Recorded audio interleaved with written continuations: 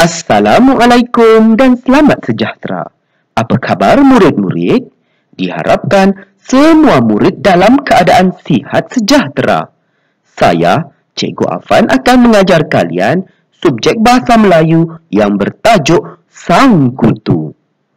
Untuk pengetahuan murid-murid, tajuk Sang Kutu ini terdapat pada muka surat 34 dalam buku teks bahasa Melayu tahun 5.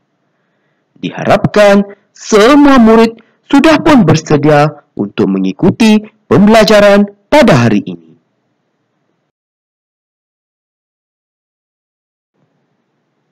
Standard pembelajaran pada hari ini iaitu 4.3.2, menghasilkan bahan sastera dengan menyerapkan keindahan dan kesantunan bahasa serta mempersembahkan secara kreatif. Objektif pembelajaran atau OP pada hari ini iaitu pada akhir pembelajaran dan pemudahcaraan, murid akan dapat mengubah suai cerita daripada kisah Sang Kutu kepada kisah Sang Pijat dengan bahasa yang indah dan santun secara separa berpandu dan mempersembahkannya secara kreatif. Kedua, mendraft dan menghasilkan sebuah penulisan tidak berformat mengenai Sang Pijat.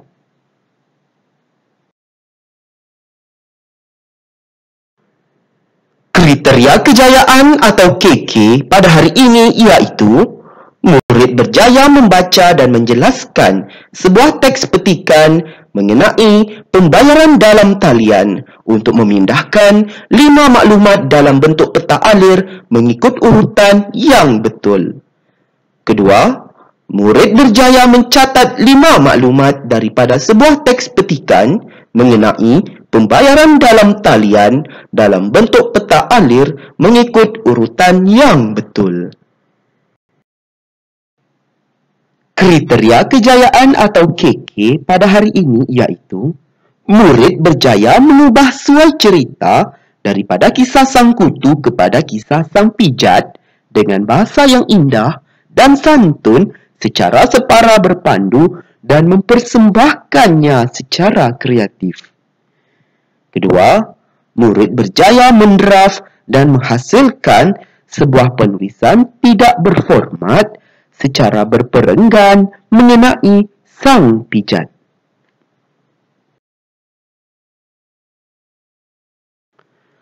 Pernahkah murid-murid melihat kutu dan pijat? Ya, murid-murid mesti ada yang pernah melihat kutu dan pijat ini. Kutu dan pijat ini saiznya amat kecil. Dan ia mempunyai tabiat yang sama iaitu suka menghisap darah. Mungkin di sini boleh menghisap darah manusia maupun darah haiwan. Dan cikgu ingin menasihati murid sekiranya murid-murid keluar dari kawasan yang semak samun, hutan ataupun belukar, murid-murid perlulah mandi apabila tiba di rumah. Kemungkinan serangga-serangga ini telah pun menghisap darah kamu kerana ia sangat kecil dan murid-murid pastinya tidak akan dapat melihat serangga ini dan ia pastinya amat membahayakan manusia.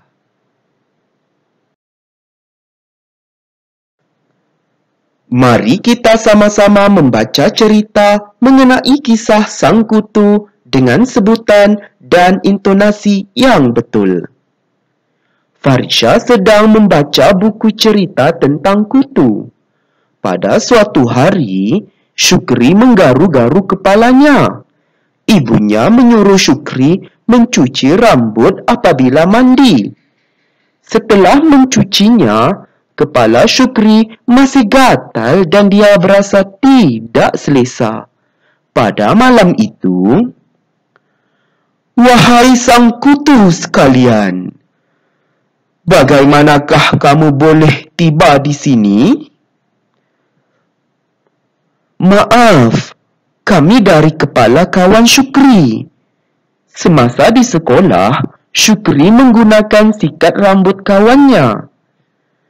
Aku pun ikut sebab tempat tinggal asal aku terlalu ramai.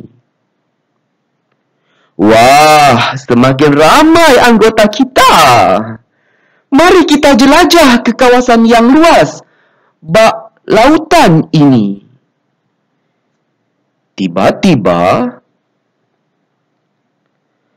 aduh, aku tidak boleh bernafas. Cecair ini terlalu panas. Ayo, lari sahabat. Syukri telah menyapu rambutnya dengan ubat kutu. Matilah kita. Telur-telur kita pun habis musnah.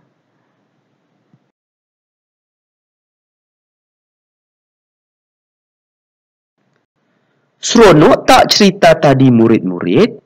Bagus, tentunya cerita tadi mengenai kisah sang kutu sangat menarik. Sekarang, mari kita membina cerita berdasarkan gambar-gambar ini mengenai kisah sang pijat pula. Kita lihat gambar yang pertama ini terdapat perkataan iaitu sang pijat dan juga dari semak. Dan dalam gambar ini pula terdapat seekor pijat yang merayau-rayau di atas tanah.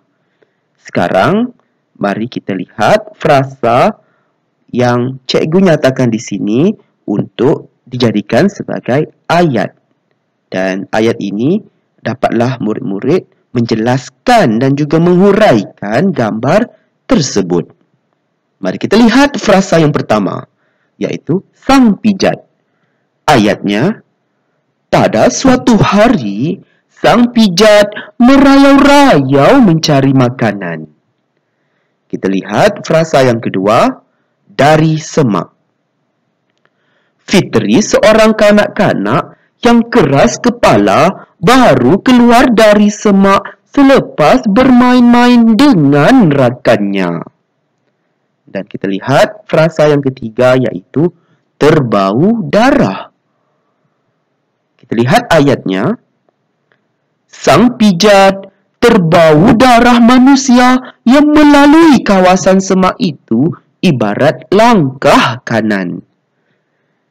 Jadinya di sini, cikgu telah pun menggunakan simpulan bahasa iaitu keras kepala, iaitu sifatnya degil.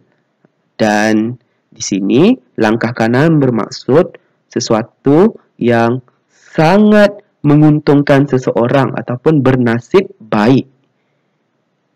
Jadi, diharapkan murid-murid dapat memahami dan menjelaskan gambar yang pertama ini melalui frasa dan juga ayat yang telah cikgu berikan di sini.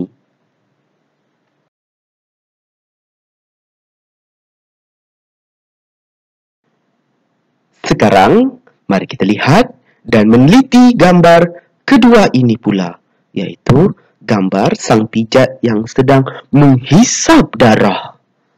Ya, mari kita lihat frasa yang telah cikgu berikan di sini, iaitu menggigit kaki. Jadi ayatnya, sang pijat terus menggigit kaki Fitri tadi. Mari kita lihat frasa yang kedua, iaitu hisap darah. Ayatnya, sang pijat yang kelaparan itu terus menghisap darah Fitri. Dan frasa yang ketiga iaitu suka darah. Ayatnya, sang pijat amat suka darah manusia. Diharapkan murid-murid dapat memahami dan juga dapat menjelaskan gambar yang kedua ini melalui ayat dan juga frasa yang telah cikgu nyatakan di sini dengan sebaiknya. Baiklah murid-murid, sekarang mari kita meneliti gambar yang ketiga ini, iaitu sang pijat yang mudah membiak di atas tilam ataupun di dalam tilam.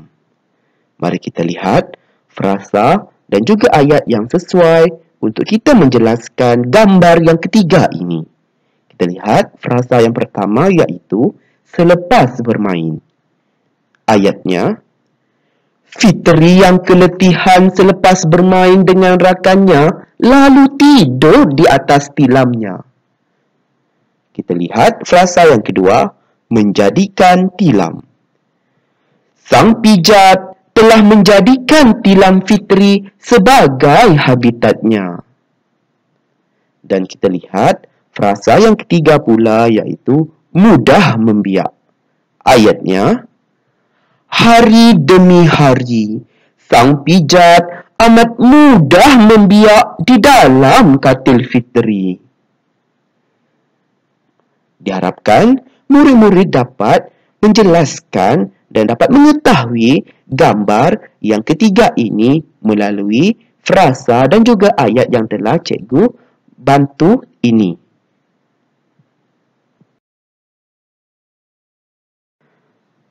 Baiklah murid-murid, sekarang kita sama-sama meneliti dan memahami gambar yang keempat pula, iaitu gambar Fitri yang sedang menyembur sang pijat. Menyembur pijat-pijat yang telah membiak di tilamnya itu. Dan di situ terdapat frasa sang pijat mati. Baiklah murid-murid, sekarang kita lihat frasa yang pertama bagi gambar yang keempat ini, iaitu berasa gatal. Ayatnya, badan Fitri berasa gatal dan kemerah-merahan. Kita lihat frasa yang kedua, menyembur racun serangga. Ayatnya, Fitri amat terkejut melihat banyak pijat di tilamnya. Lalu dia terus menyembur racun serangga pada tilamnya itu. Dan frasa yang terakhir iaitu sang pijat mati. Kita lihat ayatnya, akhirnya sang pijat pun mati. Diharapkan murid-murid dapat menjelaskan dan juga memahami gambar yang keempat ini melalui frasa dan juga ayat yang telah cikgu berikan ini dengan sebaiknya.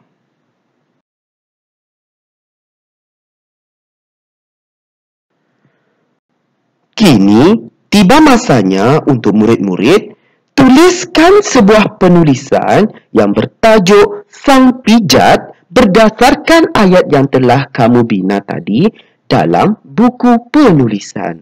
Maksudnya di sini mudah ya murid-murid. Murid-murid perlu menyalin semula cerita yang telah kita bincangkan tadi dalam jadual yang mempunyai ayat. Jadi di sini murid-murid pindahkan sahaja ayat-ayat tersebut untuk dibentukkan ataupun dijadikan dalam bentuk perenggan. Dan jadikan bentuk perenggan inilah sebagai satu karangan yang lengkap.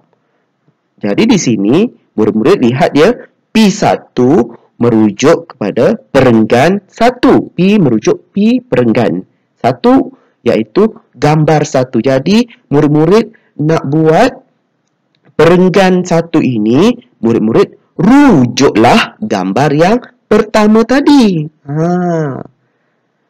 Dan kita lihat perenggan yang kedua iaitu P2 merujuk perenggan kedua. Jadi di sini ia merujuk kepada gambar yang kedua. Jadi murid-murid hendak menulis perenggan yang kedua ini, rujuklah gambar yang kedua tadi. Dan kita lihat P3 merujuk kepada perenggan yang ketiga, iaitu murid-murid perlu merujuk gambar yang ketiga tadi. Dan akhir sekali itu P4 merujuk kepada perenggan yang keempat, iaitu gambar yang keempat yang telah kita bincangkan sebentar tadi. Diharapkan murid-murid dapatlah menulis karangan mengenai kisah sang pijat ini dalam buku penulisan, dalam bentuk perenggan dengan sebaiknya. Semoga berjaya ya murid-murid. Semoga kita bertemu lagi dalam pembelajaran dan pemudahcaraan pada hari yang lain. Sekian, terima kasih.